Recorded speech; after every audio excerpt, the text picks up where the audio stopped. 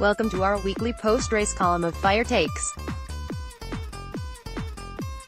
Let's see what's in store this week after Saturday's race at Daytona. Ricky Stenhouse likely entered Saturday night's race at Daytona knowing he needed to win to make the playoffs. The defending champion of the race hasn't been fast throughout the 2018 season. He was fast on Saturday night, winning each of the first two stages. But he also played a significant part in two of the biggest wrecks of the evening.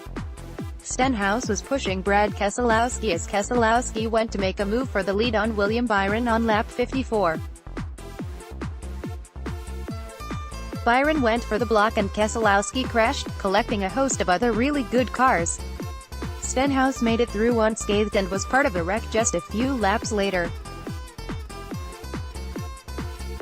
As he and Kyle Busch were chasing Byron, Stenhouse's car slid up into bushes and sent Busch into the wall, and other drivers, including Byron, were collected. "I was really bummed," Stenhouse said about his role in the wrecks. "The first one, Byron, blocked Keselowski, and from where I was sitting I thought we were gonna get to the inside of him, so I wasn't really expecting him to check up that quick. The second one with Busch, I was just too aggressive trying to get to his left rear, trying to get back to the lead and back out front where our third Ford were really dominant. We definitely brought, I feel like, the best car here in the field. Winning two stages was nice, but obviously we wanted to win at the end, and it's a bummer we basically crashed all of our teammates out of it." Stenhouse is referring to other Ford drivers like Keselowski, Kurt Busch, Joey Logano and Ryan Blaney who were caught up in that first wreck.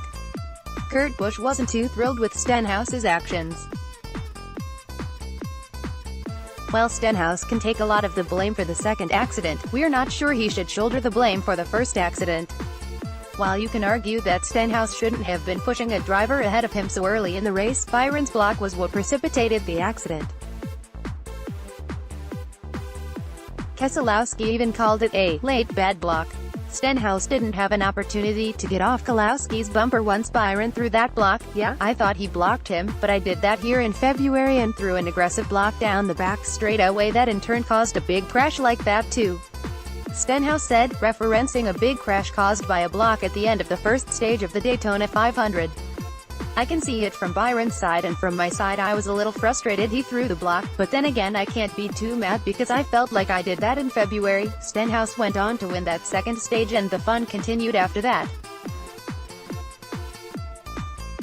He got caught up in a wreck after Kyle Larson went spinning with a flat tire, a wreck that caused an audible cheer from the fans in attendance. Stenhouse then himself spun with a flat tire after he and Eric Almirola had contact in the tri-oval and eventually finished 17th. And after all of that, Stenhouse is still tentatively out of the playoffs. He's 19 points behind Alex Bowman for the final playoff spot. Take a look at how similar Saturday night's wreck involving Keselowski was to the crash he was involved in during the Daytona 500.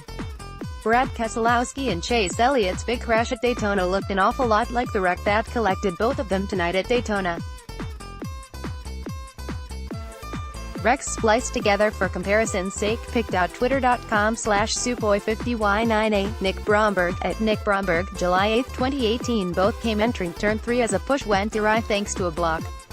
The similarities are a good reason for Keselowski's sarcasm on Saturday night. "Ricky was doing the best he could to give me a good push and had a great run to take the lead, and the car in front of me just threw a late bad block," Keselowski said. "I made the mistake of lifting instead of just driving through him, and that's my fault. And better than that, I've got to wreck more people and then they'll stop blocking me late and behind like that. That's my fault. I'll take the credit for my team and we'll go to Talladega and we'll wreck everybody that throws a bad block like that." Is it time for NASCAR to rethink the current rules at Daytona and Talladega? It may not be a bad idea. Passing can be so difficult at Daytona that drivers throw blocks like crazy to keep their track position. Is there a sweet spot that can be found to make passing a bigger priority than being passed? Ty Dillon got his first career Cup Series top 10 on Saturday night. He finished 6th despite fuel pump issues that forced his car to slow on the track twice. 13 cars finished on the lead lap, only 18 cars officially finished the race, meaning 22 cars failed to finish. It's the most cars that have failed to finish a race since October, when 26 cars failed to finish at Talladega. The two previous restrictor plate races this season had 15 Daytona and 14 Talladega cars that didn't finish, respectively. Nick Bromberg is a writer for Yahoo Sports. Follow Nick Bromberg on Twitter. More from Yahoo Sports. Kyrie Irving never wanted LeBron to return to Cleveland in 2014. Here's what the 2018 MLB All-Star teams should look like. Brazil's hopes were dashed by World Cup's dumbest rule. A sex abuse charge makes it clear that silence is a thing of the past.